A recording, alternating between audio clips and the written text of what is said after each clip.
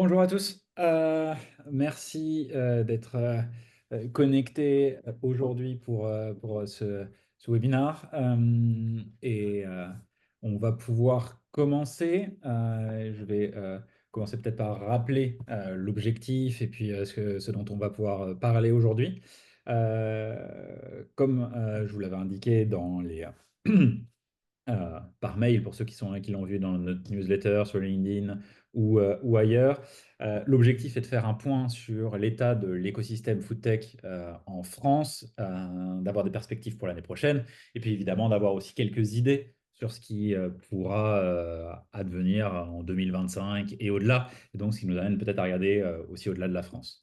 On va passer 1 heure ensemble. On va décomposer l'échange en 3 temps. Assez brièvement, Ariane de l'ANIA va nous présenter le projet Foodpass, le projet européen qui nous a permis, en étant le sponsor, de financer ce rapport sur la France et de le rendre public. Dans un deuxième temps, je vous présenterai les conclusions, les principales conclusions de ce rapport, nos perspectives pour 2025. On aura un temps d'échange questions-réponses. Et d'ailleurs, vous devez avoir dans votre barre d'outils Zoom un outil Q&A, si je ne me trompe pas, ou oui, questions-réponses. Et Oui. j'allais dire, l'outil privilégié, si vous voulez poser des questions dès maintenant pour qu'on puisse, et avec Jérémy, vous répondre tout à l'heure. Et enfin, troisième temps, on aura Juliette de Capagro, le fonds d'investissement, et Anas de Fungit, donc une start-up, euh, pour avoir un échange avec eux sur finalement ce que ça veut dire de lever des fonds en 2024, en quoi est-ce que c'est différent, peut-être plus difficile, et quelles sont les attentes, et comment se positionner pour lever des fonds, à participer à une levée de fonds en 2025 notamment.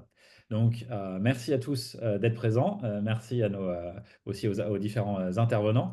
Et je vais pouvoir passer la parole à Ariane, donc sur la présentation du projet Foodpass. Merci Mathieu. Donc Ariane Bedzakis, directrice innovation à l'ANIA. Bonjour à tous. Donc effectivement, ce rapport a été financé dans le cadre de projet Foodpass et j'espère qu'il vous sera utile comme il nous l'a été à nous, puisque ce rapport sera mis à disposition et est déjà mis à disposition gratuitement sur le site donc, du projet Foodpass et sur le site de Digital Food Labs. Alors pourquoi ce projet Foodpass? Voilà. D'abord, qui nous sommes? L'ANIA, c'est l'Association nationale de l'industrie alimentaire. Nous sommes l'association représentant l'ensemble de l'industrie alimentaire française pour toute taille d'entreprise, PME et grande entreprise. En fait, nous sommes une union de syndicats et 32 syndicats métiers, 17 associations régionales et nous représentons donc l'ensemble du tissu industriel français de l'agroalimentaire vis-à-vis des pouvoirs publics, avec également des missions d'accompagnement de nos entreprises dans leurs projets d'innovation et de transition. Donc, nous sommes notamment partenaires d'une quinzaine de projets européens, 4 projets nationaux, dont les résultats sont mis à disposition gratuitement pour l'ensemble des acteurs de la filière. Donc, n'hésitez pas à nous suivre. Nous avons régulièrement des animations autour de ces résultats de ces projets que nous mettons à disposition gratuitement. Donc, ce qui nous réunit aujourd'hui, c'est le projet Foodpath qui vise à créer un écosystème européen de la foodtech. D'où donc cette étude pour nous éclairer sur l'écosystème français dans l'objectif donc de réunir toutes les bonnes initiatives, tous les acteurs de la foodtech européen pour créer un partenariat européen de la foodtech pour favoriser les collaborations au niveau européen. Donc, le projet Foodpath est financé par la Commission européenne et réunit 17 partenaires, que ce soit des partenaires publics, privés, de l'éducation, de la formation, de l'enseignement supérieur, de l'innovation ou de la recherche, sous le pilotage d'INRAE. Alors, qu'est-ce que nous avons fait depuis le lancement de ce projet? Dans l'objectif donc de réunir donc cet écosystème. Nous avons lancé au CIAL récemment une plateforme qui réunit donc tous les Living Labs, tous les lieux d'innovation alimentaire collaboratifs au niveau européen. Donc, c'est un site internet, dont vous avez ici le lien, qui réunit donc ces Living Labs et qui vise de toutes les manières à s'enrichir des nouvelles initiatives. Donc, n'hésitez pas, si vous le souhaitez, à rejoindre ce réseau et nous allons mettre en place tout au long de l'année 2025 des innovations pour se faire se rencontrer ces Living Labs et créer plus d'innovation au niveau européen autour de la food tech. Euh, Et au-delà de ce réseau des Living Labs, nous avons favorisé l'émergence d'un réseau européen qui est Future Foods, pour qu'il y ait des financements à l'innovation food tech, à ces collaborations. Donc, nous avons obtenu le soutien de la Commission européenne et des autorités nationales. Et à travers Future Foods, il y a de nouveaux appels à projets européens qui sont lancés pour financer les consortiums de recherche. Donc, c'est un nouvel appel à projet qui vient d'être lancé.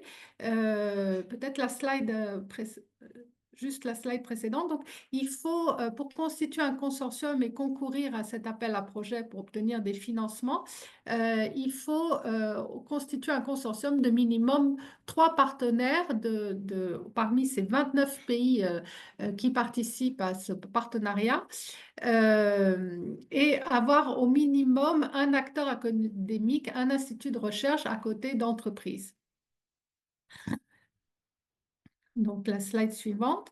Donc, le premier appel à projet qui a été lancé, Future Foods, il a 3 sujets. Donc, il faut rentrer dans une des 3 thématiques, qui sont les systèmes alimentaires durables, les nouveaux aliments, et 3, les comportements alimentaires sains et durables.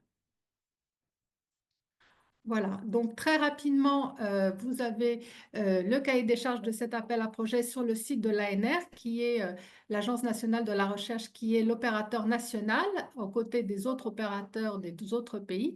Et vous pouvez déposer une candidature d'ici le 15 janvier 2025, une pré-candidature. Et si elle est retenue, vous pourrez déposer une candidature complète pour être financée au mois de juillet 2025. Donc, voilà pour la présentation du projet Foodpath, et encore merci à Mathieu pour cette étude qui nous a été très instructive sur l'écosystème foodtech français et plus largement européen. Oui, merci Ariane pour la présentation. Pour toutes les personnes qui seront intéressées, dites-le moi, je pourrais évidemment soit vous partager les liens et puis le contact d'Ariane si c'est pertinent et si vous avez des questions. Et on vous mettra les informations aussi dans un mail récapitulatif dans tous les cas. Peut-être pour la suite, du coup, comme je l'avais dit, le cœur du sujet, c'est vous présenter les conclusions de ce rapport et commencer peut-être par le début, parce que j'ai directement pris la parole, on n'a pas pris le temps de se présenter. Donc, juste pour 2 mots de contexte, même si je pense que la plupart d'entre vous nous connaissent déjà directement ou indirectement. Donc, avec Jérémy, nous, ça fait un peu plus de 15 ans qu'on travaille ensemble. On a créé ce qui était une des premières startups foodtech en France. On a développé et revendu en 2017. Et après avoir quitté l'entreprise qui nous a racheté, on a créé Digital Food Lab. Euh, Notre mission est assez simple, c'est de travailler avec plutôt les grands groupes dont on est convaincu que ce sont eux qui permettront d'accélérer ce que nous on appelle le futur de l'alimentation, qui passe par la food tech, mais dont en effet on est convaincu que c'est plutôt des acteurs déjà importants aujourd'hui qui permettront de les passer à l'échelle. Et ce que l'on fait très concrètement, c'est d'avoir une vision globale, à la fois géographiquement sur la chaîne de valeur, aussi sur les types d'acteurs, des startups à l'académique en passant par la recherche, et la réglementation pour accompagner nos clients sur 2 sujets principaux. l'exploration, donc assez concrètement définir ce qu'il faut regarder pour chaque acteur, et puis ensuite comment le regarder, c'est-à-dire si vous êtes un acteur on va dire des protéines, quelles sont les technologies qui vous intéressent, comment les prioriser, et puis ensuite quels outils mettre en place, du rachat au partenariat à l'incubateur. Et c'est ce qu'on fait aujourd'hui maintenant depuis 6 ans. Euh, mais peut-être pour se recentrer sur le sujet du jour et donc sur la food tech en France, peut-être premier point, bah, c'est de revenir juste encore très brièvement sur ce que nous on entend par food tech et puis ensuite d'aller sur l'état des investissements. Quand on parle de food tech, juste pour être très clair, c'est l'écosystème d'innovation qui va de l'agriculture aux produits transformés, à la restauration, à la supply chain et jusqu'à la distribution alimentaire et aux objets qui peuvent être connectés avec le consommateur et sa santé. Donc, c'est vraiment un écosystème d'innovation assez large. Et pourquoi est-ce qu'on le regarde dans on va dire dans l'entièreté, c'est-à-dire de la fourche à la fourchette? C'est parce qu'on est convaincu aussi que ces startups et ces innovations de rupture brisent certains silos et permettent de repenser la chaîne de valeur alimentaire. Maintenant, avant d'arriver à la France, évidemment, ce qui est assez intéressant, c'est de parler un peu de contexte. Si on regarde les investissements à l'échelle mondiale, ce que vous avez à l'écran, c'est ces investissements dans la food tech à l'échelle mondiale par année et distribués par justement les 6 catégories que je vous ai montrées précédemment. C'est assez simple, hein. On a 3 ou 4 phases, quelque chose qui est, on va dire, de 2012-2014 jusqu'à 2020, une croissance raisonnable, alors qui était, si on la remettait dans l'absolu, assez importante, mais qui apparaît assez raisonnable aujourd'hui. Ensuite, une explosion autour du Covid, une décroissance tout aussi brutale, et maintenant un plateau, mais qui, comme vous le voyez, est plutôt bas par rapport aux montants qu'on avait pré-Covid. Donc, c'est la situation qu'on voit. Et notamment, ce que vous voyez, c'est la partie la plus impactée, c'est celle qui est en orange, c'est-à-dire la livraison, là où il y avait des investissements très importants pré-Covid, pendant le Covid, et maintenant ils sont évidemment beaucoup plus faibles. Ensuite, si on descend d'une échelle pour arriver à ce qui se passe aux différents hubs mondiaux, ce que vous avez à l'écran, c'est donc la liste des 15 pays où il y a eu le plus d'argent levé sur 2023, plus premier semestre 2024. Donc, c'est les deux cumulés. Et la France arrive en sixième. Donc, sans surprise, le pays où il y a le plus d'investissement et de très loin, comme vous le voyez à droite, c'est les États-Unis. Ensuite, l'Inde et la Chine, avec un énorme focus sur la livraison. Et puis ensuite, les 3 pays européens, Allemagne, Royaume-Uni, France, suivis de pas très loin par les Pays-Bas, qui montrent que ce n'est pas un aspect démographique ou de richesse. C'est vraiment, il y a des hubs très spécifiques. Et ce qu'on peut mentionner aussi comme point intéressant sur la carte, évidemment, Israël, l'Australie, le Brésil et l'Asie de façon générale. Donc, ça donne une ordre d'idée on va dire de la France dans le monde, sixième, ce qui est à peu près ce qu'on a pu voir sur les dernières années à peu près. Et si on regarde la France en Europe, ce que vous avez à l'écran, c'est l'évolution sur les 3 dernières années, avec une projection sur 2024 jusqu'à la fin du troisième trimestre. C'est les principaux pays européens. Et globalement, on a 4 catégories en Europe. 2 pays leaders, le Royaume-Uni et la France. On dit leader parce qu'ils ont un écosystème complet, donc avec tout qui se passe, donc beaucoup de startups en livraison, en nouvelles protéines, en agriculture, etc. Ensuite, vous avez des écosystèmes qui sont quand même très forts, qui pourraient être des leaders, l'Allemagne et les Pays-Bas, mais en fait qui n'ont pas toutes les composantes de la food tech, en général qui ont 1, 2, 3 startups très fortes tous les ans, principalement de la livraison. Et troisième catégorie, les écosystèmes plus petits, on va dire c'est les Nordiques plus l'Espagne, qui sont plutôt bons sur les protéines, on va dire c'est valable pour les 5 pays. Et ensuite vous avez le reste, les pays où il ne se passe pas grand-chose, si on est honnête, et si on le dit de façon un peu directe. Par exemple l'Italie, dont si on avait une cartographie, une proportionnalité qui devrait être là, Ce qui peut être intéressant, et ce qu'on n'a pas là, c'est évidemment, c'est de le regarder parfois en montant investi dans la food tech par habitant. Et en effet, là, on a une liste très différente.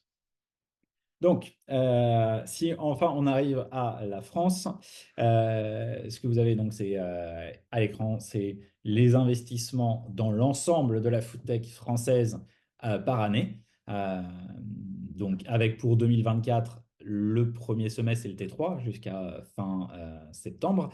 Et donc, octobre, novembre, décembre, Q4, on ne l'a pas encore par définition parce qu'on est dedans. Ce qu'on a légèrement ajusté, c'est d'où l'astérix, c'est la projection pour la fin de l'année, qui est un peu plus optimiste dans le rapport il y a maintenant un mois, parce que en effet, il y a eu quelques levées de fonds et ça permet de voir aussi qu'à une échelle relativement modeste, il suffit d'une grosse ou de deux grosses levées de fonds et ça augmente le chiffre. Mais bon, on a la même tendance. Avec la France, finalement, un peu un décalage, un démarrage quand même plus tardif. Vous voyez, à l'échelle mondiale, le démarrage il est 2012-2014. En France, ça accélère un peu en 2015, mais ça commence vraiment en 2018. Avant en 2018, la foodtech, c'était pas quelque chose de très important en France. Ça continue à croître alors que ça baissait dans le reste du monde en 2022. Et puis, le même phénomène de décroissance qu'on observe, et on n'a pas encore vraiment trouvé de plateau en France. Donc, on est 60-65% plus bas que le pic de 2022. Donc, ce qui est quand même, encore une fois, une chute assez importante. Donc, par contre, ce qu'il faut garder en tête, c'était l'objectif aussi de cette présentation en mettant en avant ce qui s'est passé à l'échelle mondiale, c'est que ce qui se passe en France, c'est à peu près la même chose que ce qui se passe dans le reste du monde et en Europe. Je dirais qu'en Europe et en France, ça se passe toute chose égale par ailleurs moins mal pour l'instant, parce que beaucoup de startups bénéficient d'argent public. La BPI a pris le relais dans une mesure très importante des investisseurs privés sur l'année dernière et un peu avant. Donc, reste à voir si c'est un pont et si les investisseurs privés reviennent, ou si c'est juste un délai avant peut-être euh, faillites, comme on a pu voir à l'échelle mondiale, qui arriveraient aussi en France. Deuxième point très important, la foodtech n'est pas isolée, c'est la même chose dans toute la tech sauf l'IA. Donc il faut aussi raison garder. Donc c'est pas la fin de la foodtech, c'est ni la fin de la tech, c'est juste quelque chose de conjoncturel lié à la situation économique. Donc voilà, c'est le point. Et très spécifiquement aussi en France, contrairement aux autres pays européens qui étaient dans les classements que je vous ai montrés, on manque d'un leader, d'une startup locomotive, dont on puisse se dire, tiens, quand on parle de la food tech à l'étranger, que vous rencontrez un Israélien ou un Japonais, ils vous disent, ah, et ils vous donnent le nom d'une startup.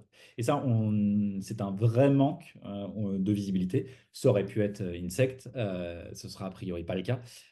Donc c'est évidemment je pense, une limite. Ensuite, ce que je vous propose, c'est de rentrer encore plus dans le détail de ce qu'est la foodtech en France aujourd'hui. Première façon de le regarder, j'allais dire de façon géographique, c'est-à-dire où est la foodtech en France. Je pense que c'est le graphique, si vous regardez en orange, ce sont donc les investissements jusqu'à la fin du Q3, troisième trimestre en France par région. Enfin, ça, c'est clair, ça se passe à Paris et en Île-de-France.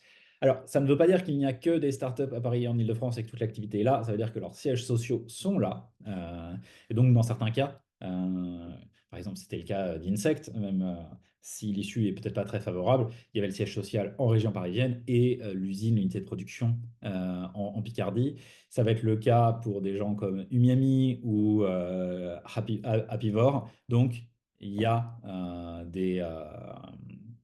euh, startup dont le siège et donc les levées de fonds sont comptées à Paris, mais les unités de production et la valeur pourra enfin aussi aller un peu plus loin que d'être des personnes dans des bureaux derrière des ordinateurs, ce qui est aussi une des promesses de la foodtech, c'est-à-dire une promesse d'industrialisation, de production et donc d'emplois qui pourraient être diversifiés.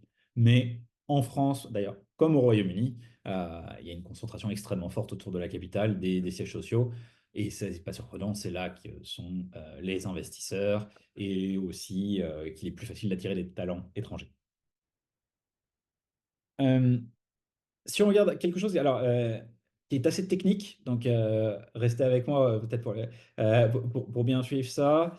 C'est le tunnel d'investissement. C'est typiquement une startup, elle commence en seed, hein, c'est-à-dire qu'elle lève quelques centaines de milliers d'euros. On va pas dire dizaines de milliers, centaines de milliers pour être quand même réaliste. Ensuite, elle valide ce qu'elle fait, ou elle échoue, et elle va plutôt dans une série A, où il s'agit d'accélérer. Là, on parle en 1 à 5 millions. Puis, on a validé le modèle économique. Donc là, on est vraiment en croissance. On fait une série B, C, D+, tout ce qu'on veut. Et à un moment donné, le long de cette chaîne de valeur, on se fait racheter, ce qui est là principalement la porte de sortie pour la food tech. Ce qu'on voit que vous avez en gris, c'est en 2022, en bleu en 2023, et donc en orange 2024 jusqu'à la fin du troisième trimestre.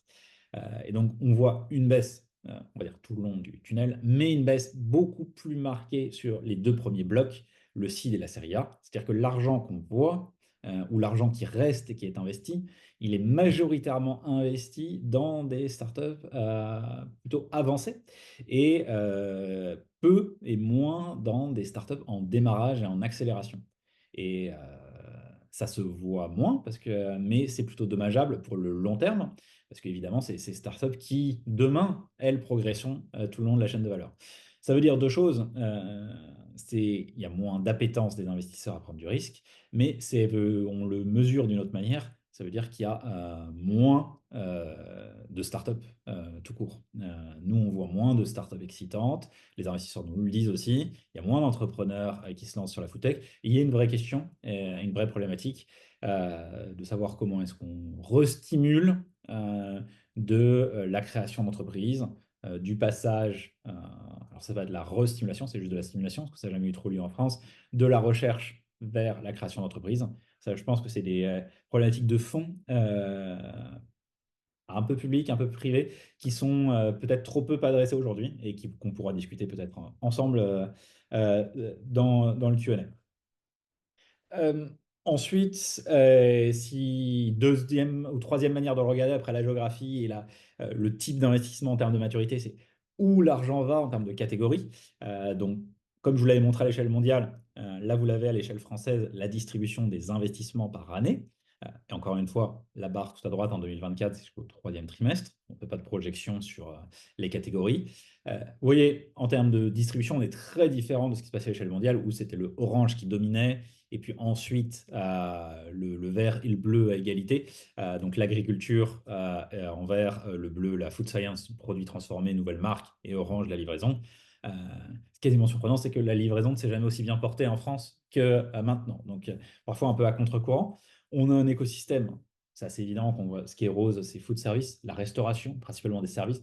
Un pays qui est très orienté B2B, une culture d'investissement très B2B et très peu B2C, ce qui est en train de changer, encore une fois, quasiment à contre-courant de ce qui se passe ailleurs.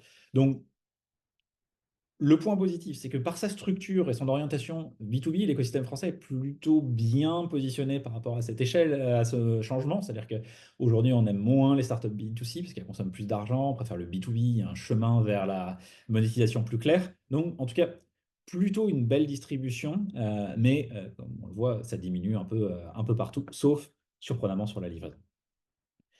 Et ça se retrouve, si on regarde sur 2 ans, sur les 10 investissements les plus importants en France. Ça, c'est 2023. Bon, sans surprise, et de façon dommageable, peut-être Insect tout en haut. Et puis ensuite, une distribution assez, encore une fois, surprenante pour la France, avec beaucoup de bleus, c'est-à-dire produits de food science, à la fois des marques et beaucoup de protéines alternatives, de choses un peu technologiques à très technologiques. Donc ça, c'est très positif. L'Europe n'était pas forte. Maintenant, elle est leader. La France était absente de ce sujet. Elle est maintenant considérée parmi les hubs sur les protéines alternatives. Donc c'est un vrai point positif. Et si on regarde en 2024, on voit un retour en force de l'agriculture, des investissements dans l'agtech en France sur les choses à la mode. Donc notamment tout ce qui va être développement d'alternatives plus durables pour l'agriculture, du biochar avec net zéro, des solutions de bio-intrants avec MicroPep, etc. Et comme je le disais, assez surprenamment, des boîtes de livraison qui font leur apparition en France sur une nouvelle vague de startups de livraison, alors qu'on n'est pas forcément sur une tendance mondiale sur ce sujet. Et enfin, parce que c'est souvent une question, comment est-ce qu'on regarde un écosystème, hein, c'est en tout cas une question principalement de l'extérieur, peut-être moins de l'intérieur, et on nous demande souvent qu'est-ce qui se passe en France.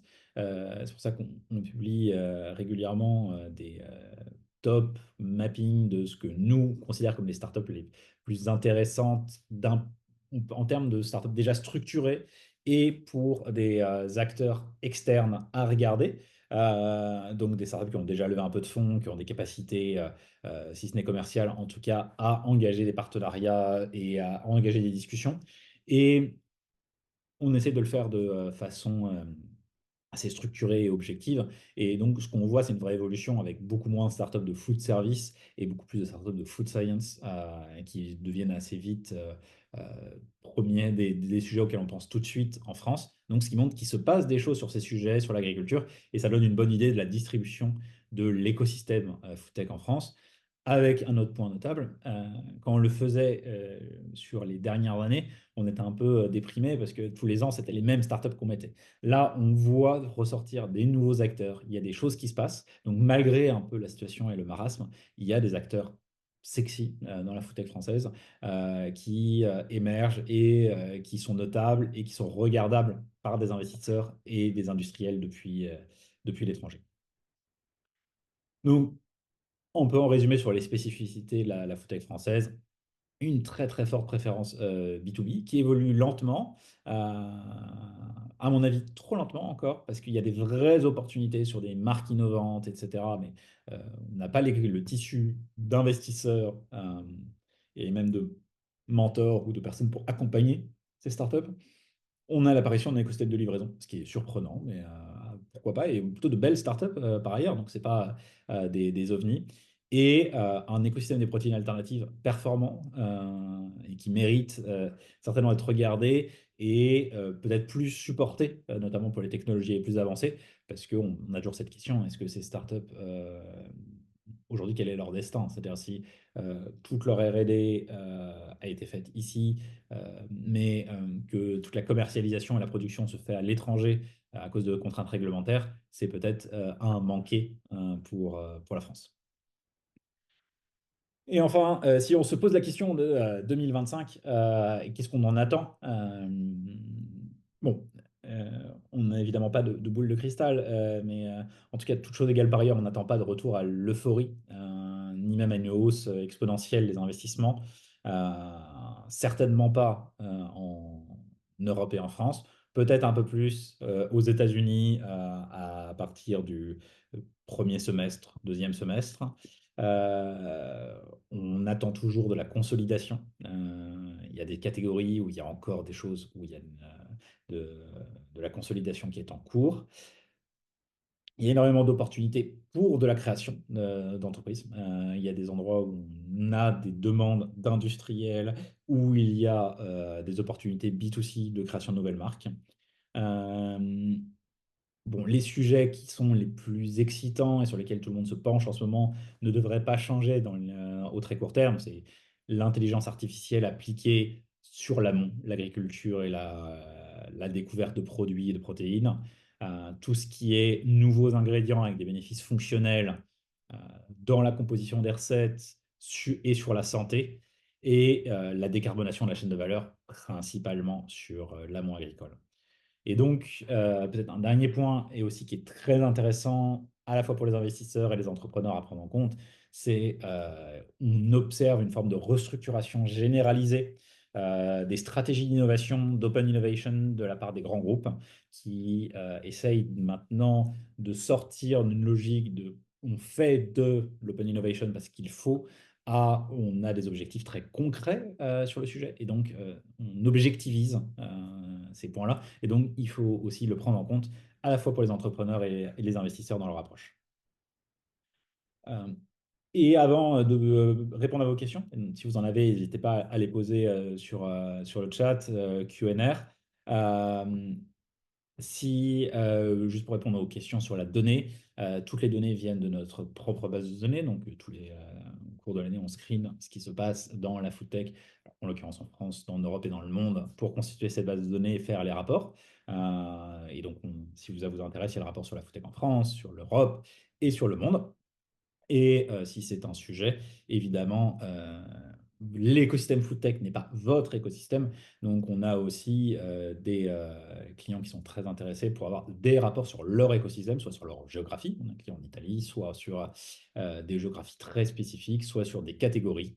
Ce qui se passe dans les protéines alternatives sur ma zone Asie-Pacifique et qu'est-ce qui est pertinent pour moi de savoir tous les trimestres, tous les 6 mois, tous les ans. Donc, ça peut être un sujet de discussion. Et sur ce point-là, n'hésitez pas à revenir vers nous. Je vous remercie de votre attention sur cette première partie. Avant de passer à la partie table ronde, peut-être on peut prendre quelques questions spécifiquement sur le rapport, sur la situation de la foodtech en France ou au-delà. Oui. Déjà, bonjour à tous et merci Mathieu pour cette présentation. Pour te laisser le temps de souffler 30 secondes, je vais répondre à quelques commentaires que j'ai vus dans le Q&A. Premièrement, des questions sur le France Food Tech 30 qu'on a publié, donc les 30 startups qu'on sélectionne. Les critères sont liés à plusieurs éléments. Le premier, c'est est-ce que les entreprises font partie d'une des tendances que nous, on a identifiées comme étant à fort potentiel. Ensuite, est-ce qu'elles ont levé de l'argent? On a un facteur aussi hype, c'est-à-dire est-ce que on en entend nous généralement parler? Est-ce que c'est des entreprises qui sont citées quand on discute avec nos clients, avec des investisseurs? Et enfin, le potentiel de croissance d'ici 5 ans pour soit une IPO, soit un rachat. Voilà. Donc après, évidemment, tout ça est subjectif et, se base sur nos données. Après, Mathieu, il y avait une question que j'avais vue que je peux peut-être te poser tout de suite. C'est l'intérêt d'avoir un leader en fait dans notre écosystème, qui est un rôle qui était peut-être tenu par Insect, mais bon voilà, tu l'as mentionné, la situation se complique. Euh, Pourquoi est-ce qu'on a besoin et quel est l'intérêt d'avoir une startup comme ça qui se démarque et qui représente en fait la foodtech française à l'international? Euh, En fait, on peut prendre l'exemple parce que du quick commerce il y a 2-3 ans. Le quick commerce, c'est un sujet qu'on aime beaucoup détester, mais ça a eu une vertu, ces milliards investis. On a eu beaucoup de gens parce que c'est quelque chose qui a plus ou moins émergé ou du moins explosé en Europe. Donc, on a eu beaucoup d'investisseurs américains qui sont venus investir dans ces startups. Et c'est un peu, pour faire une analogie, c'est un peu quand vous allez au supermarché acheter un paquet de chewing-gum, vous allez probablement acheter autre chose. Alors, ces investisseurs, quand ils se sont retrouvés à regarder ces très grosses startups, ils se sont dit, ah, il se passe des choses à Berlin, à Londres, etc. Et ils se sont dit, ah, on va s'établir là, on va commencer à regarder cet écosystème. Donc, c'est là l'intérêt d'avoir une locomotive, une très grosse startup, vue de l'étranger, qui lève des centaines de millions, c'est que ça attire des investisseurs étrangers et qu'une fois qu'ils ont pris leur billet d'avion pour venir, ils se disent, bon, bah, je vais quand même rencontrer d'autres startups, voir ce qui se passe. Donc, ça bénéficie à l'écosystème de façon générale. Ça, c'est pendant la maturité. Ensuite, au contraire du quick commerce, on espère que ces startups, à un moment, quand elles sont très matures, elles se vendent ou elles font une IPO. Et donc, vous avez trois choses qui se passent. Les investisseurs qui sont devenus riches, ou ceux qui sont enrichis, qui disent, ah, c'est quand même très sympa ce qui se passe ici, du coup, je vais réinvestir là. Vous avez des employés qui avaient des actions qui eux-mêmes ont de l'argent, qui deviennent business angels, donc qui aident à augmenter le pool de business angels. Et enfin, vous avez ces employés qui ont acquis des compétences de management, de passage à l'échelle, qui peuvent aider d'autres startups un peu plus matures, elles aussi à accélérer. Donc, il y a un effet vertueux, cycle vertueux, d'avoir des leaders, des très grosses startups. Et enfin, il y a juste un aspect de notoriété. Euh, la France en a plus tout à fait besoin, mais c'était le cas il y a quelques années. Juste, bon, il y a des pays où on n'arrive pas à les mettre sur la carte de la foodtech. Bah, c'est bien de se dire, ah oui, mais il y a cette startup, c'est quand même intéressant. Du coup, il doit y avoir autre chose à côté. Ça fait un facteur de crédibilité. Oui, merci. Est-ce que, je vais regrouper plusieurs questions en une seule, est-ce que selon toi, ce ralentissement, on va dire, de l'écosystème startup peut être compensé au niveau des entreprises type PME, TI ou grands groupes, en termes de R&D en interne, innovation en interne? Non. Non, mais voilà. Ah, tu allais répondre comme ça. Non, mais voilà, Mais c'est oui. différent, c'est pas la même chose. Alors, PME, ETI, on a des PME et ETI qui font de l'innovation, de rupture, etc. Majoritairement, c'est peu le cas dans l'alimentaire.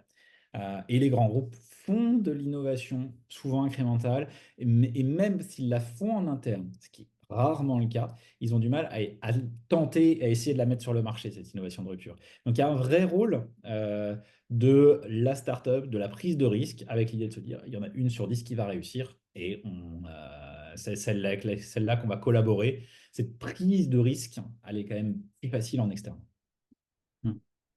Ah, tout à fait. Euh, Selon toi, quel serait l'échelon manquant dans la chaîne de valeur food tech en France? Quelles sont les catégories où on n'est pas présent et où on aurait un intérêt à être? Euh, le, il y a une catégorie où on n'est pas très bon, mais qui est très difficile à faire en France, c'est les nouvelles marques. On a beaucoup d'entrepreneurs qui font de nouvelles marques, mais peut-être avec un angle souvent très durabilité, etc. On n'a pas ces nouvelles marques qui sont simplement des nouvelles marques et qui constituent des grosses startups. Donc des choses qui ont du Waterdrop, Coro, il y a YFood. On pourra en nommer des dizaines, ne serait-ce qu'en Europe, des marques de pet food, etc. On manque juste de cette innovation incrémentale portée par des startups qui aident aussi, via du M&A, à faire grossir nos grands groupes. Donc ça, je pense que c'est un sujet sur lequel on n'est pas très bon parce que les investisseurs n'aiment pas ça. Et il y a souvent cette question de quelle est la barrière à l'entrée? Bon, si vous avez une marque, la barrière à l'entrée, c'est la marque. Il n'y a pas d'innovation, pas de propriété intellectuelle vraiment très défendable. Et là-dessus, je pense que c'est un sujet sur lequel il manque un acteur qui se saisisse de ce point-là et y travaille, y investisse. Je pense qu'on a le pool d'entrepreneurs pour le faire. On a un marché suffisamment gros pour les faire grossir un peu, puis les faire émerger dans d'autres pays européens. Donc je pense que pour moi, c'est un des points. Hmm. Euh, Bah, écoute, merci. On va pouvoir passer peut-être à la partie suivante, donc à la table ronde. Et pour les questions qui restent, je vais tenter d'y répondre par écrit. Ensemble. Super. Bon, du coup, on va passer cet échange et je pense que mettre justement du concret sur ce qu'on s'est dit ensemble, voilà, sur ces graphiques sur la foodtech. Du coup, avec Juliette de Capagro et Anas de Fungit. euh, Peut-être juste avant de vous laisser vous présenter l'objectif de cette discussion, c'est très simple, c'est avoir une discussion sur comment les acteurs qui sont au cœur du sujet, et donc non pas forcément à côté ou autour comme nous, vivent la diminution des investissements et cette situation. Comment est-ce qu'on lève des fonds en 2025 quand on est une start-up ou quand on est un fonds, car les fonds eux-mêmes lèvent des fonds pour investir. Et qu'est-ce que vous attendez pour l'année qui vient? Donc, ce que je vais arrêter de partager mon écran. Ce que je vais vous proposer, c'est peut-être de vous présenter tous les deux en commençant par Juliette sur peut-être dire là où vous en êtes, quelle est notamment et comment est-ce que vous avez perçu c'est, euh, l'évolution peut-être sur les 2 dernières années des investissements et votre rapport, justement, est-ce que vous avez levé, est-ce que vous êtes en train de lever? Yes, merci beaucoup. Vous voyez tous la slide que je partage? Oui. Donc nous, on est un fonds d'investissement effectivement basé en France. On investit sur toute la chaîne de valeur agri-agro. Tu vois, dans le Food Tech 30 que tu mentionnais, on a investi chez Agrico, on a La Vie, Cure et aussi La Belle Vie. Et ce qui nous rend un peu particulier aussi, c'est qu'on a des souscripteurs qui sont aussi basés sur cette chaîne de valeur-là. Donc, on a des coopératives agricoles comme Euralis, Terrena, Tereos, InVivo. On a aussi des corporates de la food comme Avril, LSDH, le groupe Bell. et aussi des acteurs financiers qui sont très actifs sur ces secteurs-là. On a le Crédit Agricole, Crédit Mutuel, BPI France, etc. Et on essaye vraiment de se positionner en intermédiaire avec une plateforme d'open innovation pour créer un maximum de synergie entre le monde des corporates, où tu disais au début de ta présentation que tu voyais un rôle hyper important pour ces corporates, on partage le même avis. Et du coup, faire le pont entre ces industriels, acteurs financiers, coopératives, etc., avec les startups. Et donc, on a annoncé il y a quelques semaines un deuxième closing pour notre fonds 2. On a dépassé la barre des 115 millions et on vise 150 millions au total. Le dernier closing devrait être l'année prochaine. Ok, top. On pourra en reparler juste après. Et peut-être Anas, de ton côté? Ouais, bah, si je peux me présenter Fungit rapidement. Moi, c'est Anna, je suis cofondateur et CEO de Fungit. Euh, Par rapport à ce qu'on fait, notre mission, c'est de faire en sorte que l'alimentation industrielle soit plus saine, plus durable et accessible. Et on est dans la catégorie food science. Donc, très concrètement, ce qu'on fait, on s'est tourné autour de la fermentation et des champignons pour produire une nouvelle génération d'arômes pour les industriels de l'agroalimentaire. Et donc, sur notre techno, euh, on valorise des coproduits agricoles avec des champignons par ce procédé de fermentation solide et on garde l'ensemble de la biomasse qu'on cherche, on broie et on en fait une farine aromatique. Et donc, on est capable d'avoir une gamme très large d'arômes pour les industriels de l'agro. Euh, on est dans ça fait 2 ans qu'on s'est lancé et donc le sujet de la levée de fonds, on est en plein dedans.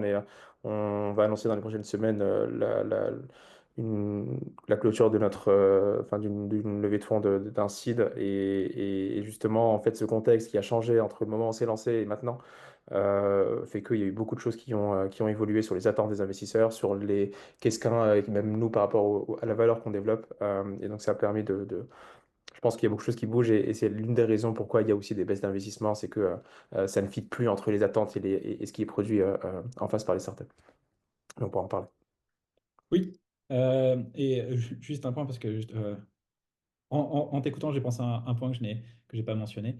On a eu une baisse on voit une baisse des investissements. Il ne faut pas oublier qu'il y a eu beaucoup de deals qui ont été faits un peu en secret et qui n'ont pas été annoncés. Tous les investissements, quand une startup relève des fonds, mais bon, à une valorisation et surtout un montant inférieur à ce qu'elle avait levé avant, c'est-à-dire tous les bridges faits par les fonds actuels, ça, personne n'en a trop parlé. Donc, il faut mettre ce petit gap en plus, un petit coussin qui a amorti un peu la chute qu'on voit. Peut-être, Juliette, justement, tu parlais de ce fonds, ce second fonds. Euh, Justement, dans ce contexte actuel, comment est-ce que la levée s'est passée? Est-ce que les souscripteurs étaient plus exigeants? Est-ce que, il y avait une évolution des attentes aujourd'hui? Et évidemment, est-ce que le succès des startups du premier fonds aide? Bon, ça, je veux dire, ou du moins à quel point ça aide. Ouais, bah, effectivement, pour rappeler rapidement, un fonds, c'est comme une start-up, on a aussi besoin de lever des fonds. Il y a une réglementation autour des fonds d'investissement où ils ont une durée de vie de 10 à 12 ans. Donc, on va aller lever des fonds auprès d'acteurs différents.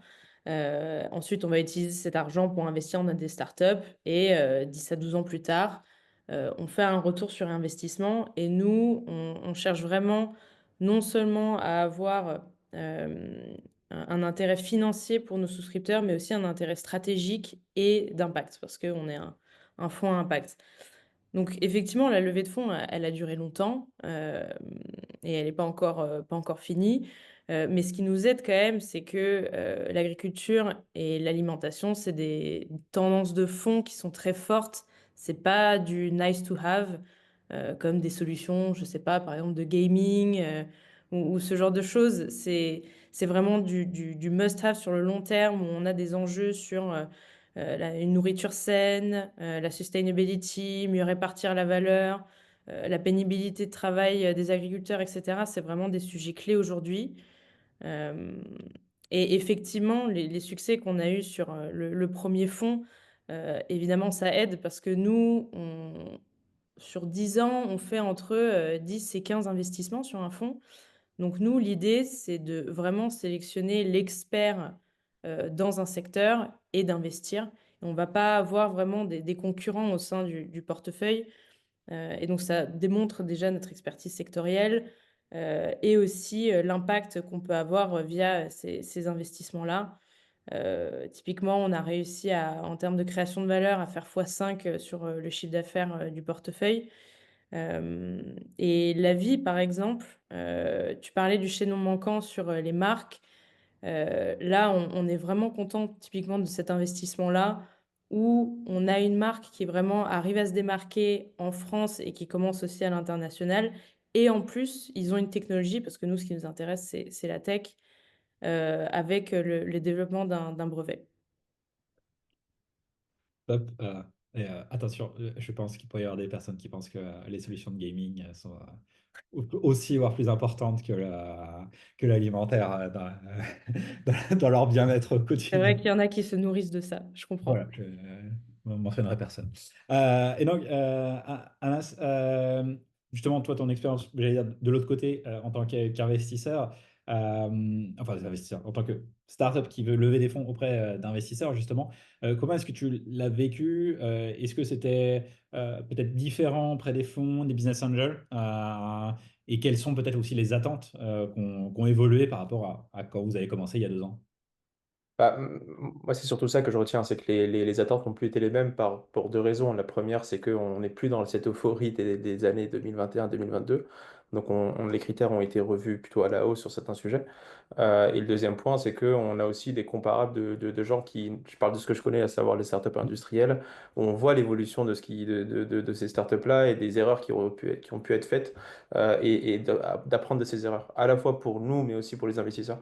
Et donc, ces critères ont été revus. Je prends un qui peut être concret, ça va être euh, par rapport à ce qu'on fait et notre equity story, c'est fini les bébés avec 3 4 levées de fonds successives en disant peut-être que ensuite on verra pour la rentabilité. C'est que dès le début, si on fait un outil industriel, il faut le penser de manière rentable, il faut le penser qu'on puisse démontrer cette viabilité à minima sur le plus petit outil possible et ensuite de voir est-ce qu'on peut répliquer ce modèle. Et donc ça, c'est quand on construit de cette manière, en fait, on ne réfléchit pas enfin, on réfléchit différemment. Et donc la chance qu'on a eu, nous, Fungit, par exemple, de s'être lancé à ce moment-là, c'est qu'on a encore cette capacité à revoir notre modèle plutôt que de le changer en cours de route. Et ça, c'est une vraie chance qu'on a. Je dirais le deuxième point aussi, c'est que il y a eu un moment où on a priorisé la tech et dépriorisé le marché. Et qu'on s'est dit qu'on verra plus tard sur l'apport réel et on pense que cette valeur, elle est là, mais sauf qu'on ne la teste jamais. Et donc là, ce qui a vraiment changé, c'est que, et on le voit chez les investisseurs, même en étant une startup deep tech, même en faisant des choses très techniques et qu'on est loin du marché, c'est qu'il faut y aller d'une manière ou d'une autre. Et nous, par exemple, ce qu'on a fait, c'est qu'on a produit un premier ingrédient d'une certaine manière qui n'est pas la plus idéale, mais on a réussi à commercialiser des choses, on a montré une certaine valeur, et donc au moins on est aligné plutôt que de dire on a construit un outil qui en fait produit quelque chose et que dans 3 ans, finalement, il faut complètement changer parce qu'on n'a pas le marché suffisant et qu'on a construit un outil qui est 10 fois trop grand ou qui n'est pas utile. Et pour moi, principalement ces deux points-là, et je dirais un troisième, ça aurait été euh, je pense que cette période de critères qui ont été revus, elle est plus saine aussi, parce que ça nous permet d'être plus malin et de réfléchir réellement à quelle est la valeur qu'on apporte, de faire des choix aussi stratégiques. Nous, par exemple, je vous donne un exemple sur Fungit. Au début, on était sur un sujet d'ingrédients protéiques, et donc avec tous les sujets que ça implique sur une usine d'un certain niveau, sur est-ce qu'on va réellement remplacer des produits qui sont très bas en termes de coûts, en coût d'achat. Et on a fait le choix, en fait, on s'est rendu compte qu'on apportait surtout dans notre process une valeur aromatique.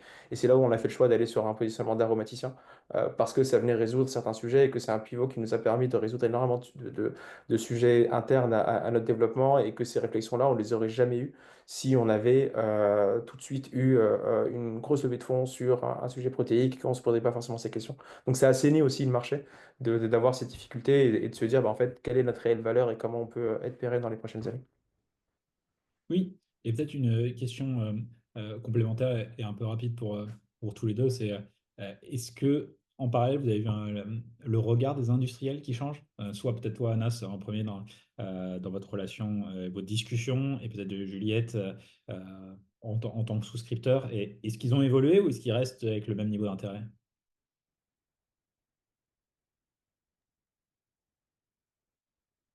Tu veux y Anas. aller, Juliette, ou... C'est un sujet, question tricky. Bah, euh, nous, en fait, on voit un intérêt grandissant et on voit aussi des équipes qui se forment chez eux. Ouais. Il y en a certains qui sont super bien équipés avec des équipes d'open innovation, qui rencontrent des startups d'eux-mêmes, qui préparent des investissements, qui pensent à des acquisitions. Il y en a d'autres où on va sélectionner quelques personnes en inno, R&D et peut-être en strat, business development, et on va avoir des discussions avec ces personnes-là. Il y en a d'autres où ils sont pas du tout équipés et nous, on va leur apporter un peu toute la recherche marché avec le mapping des startups, des différentes technologies, les tendances, etc. Donc ça varie franchement, je dirais, d'un industriel à l'autre, mais je trouve quand même que l'intérêt est là. Euh, on voit par exemple le groupe Bell, ils ont des partenariats avec 3 startups. Ils ont une équipe qui est super développée. Et je pense que c'est hyper important qu'ils soient présents pour cet écosystème-là, pour valider les business models, tester les produits, faire des POC, préparer aussi l'exit. Et je pense que c'est quelque chose sur lequel on travaille un peu tous là dans l'écosystème, c'est les exits, parce que c'est ça notamment qui permettra de relancer les investissements. Un peu de pool sur tout l'écosystème. Et peut-être un dernier point avant de passer à des questions qu'on pourra avoir dans l'audience. Si vous avez des questions, encore une fois, utilisez l'outil Q&A, on pourrait y répondre. Quels sont pour vous peut-être Est-ce qu'il y a des choses spécifiques quand on veut lever des fonds en France et qu'est-ce qu'on surtout on pourra améliorer? Et quand on dit améliorer, c'est nouveau type d'investisseurs, culture des investisseurs, culture des entrepreneurs aussi. Quelles seraient vos recommandations finalement ou votre wish list pour l'agri-food-tech en France? Bah, déjà, par rapport à ce que tu disais tout à l'heure, que la France, on est un écosystème leader, ça se sent vraiment dans la diversité des acteurs qui sont là. On a des universités, des incubateurs, des fonds, des corporates, et on parle à une diversité d'acteurs sur la chaîne. C'est franchement assez impressionnant. Et donc, je recommanderais aux startups de vraiment tirer profit de cet écosystème-là pour aller chercher des experts spécifiques sur leur technologie, sur leur marché, peut-être même RH, sur des sujets un peu transverses, mais qui sont tout aussi importants pour leur développement. Euh, D'avoir un deck complet où ils ont une idée de euh, là où ils sont aujourd'hui et là où ils veulent aller sur leurs produits, leur marché, leur équipe, la partie finance et la partie impact, parce qu'aujourd'hui, c'est aussi un sujet tout aussi important.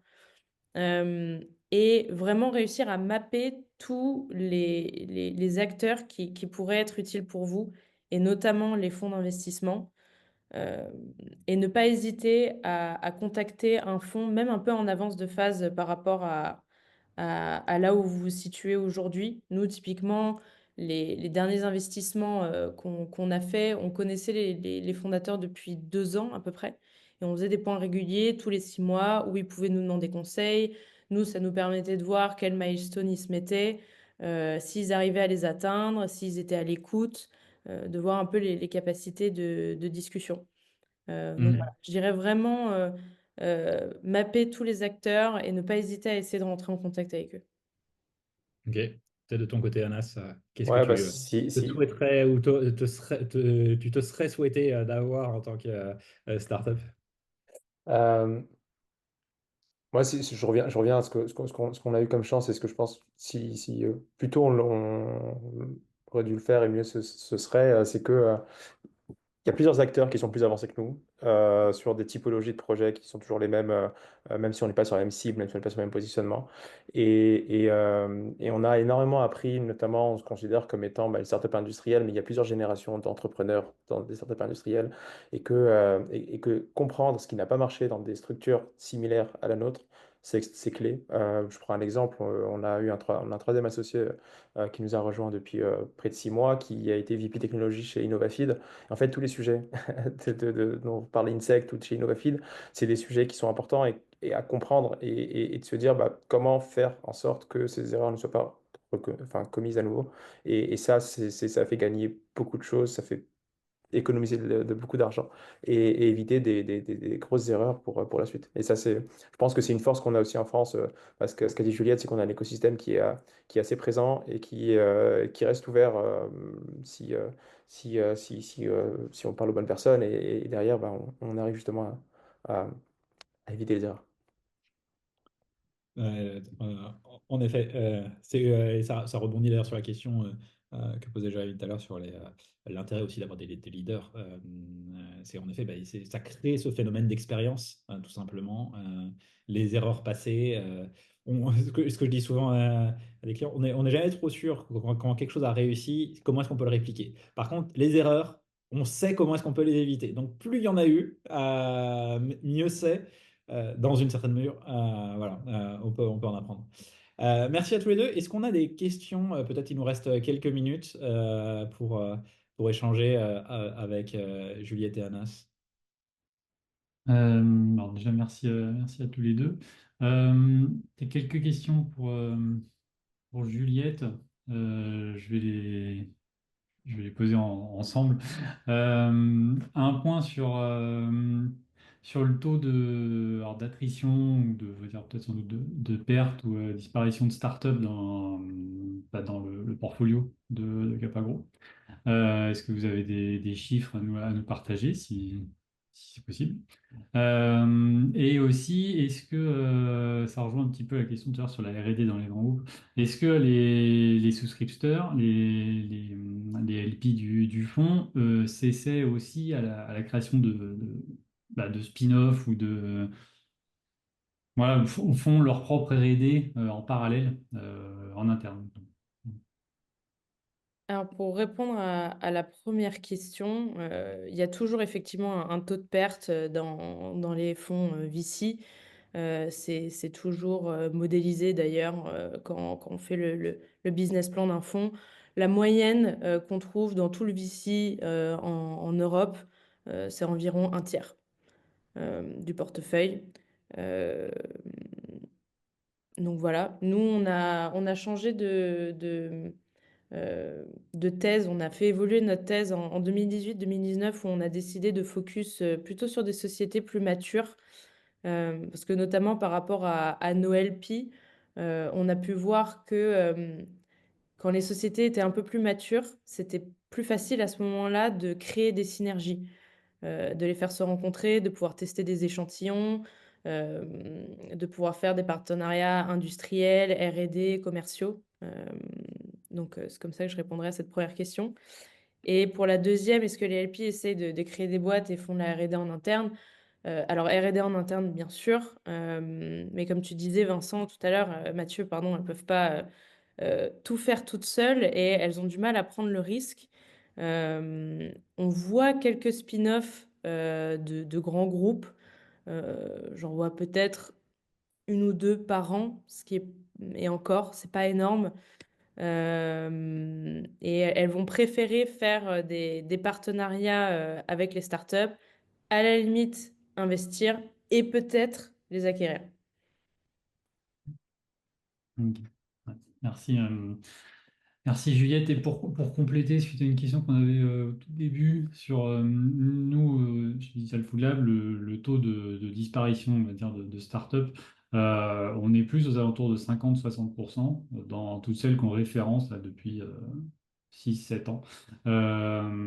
Sachant qu'en fait, bah, voilà, nous, on va avoir des startups qui n'ont pas levé, qu'on va être capable de screener.